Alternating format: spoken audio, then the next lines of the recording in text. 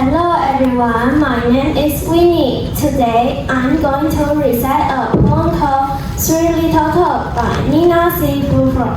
Three little toads set out one day to build a raft and sail away. They set out from a river bank. First their raft floated, then quickly it sinks. No, that's not good, the first toad cried. On that frenzy boat we almost died. Thinking the matter over again, they decide to go by an aeroplane. They climb to the top of the tree and hitch themselves to 10,000 fleas.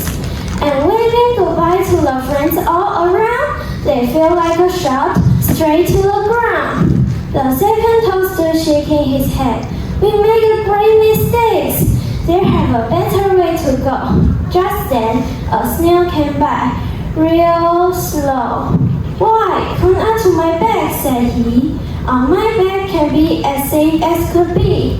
So climbing up on the back of the snail, three little toads again took the trail.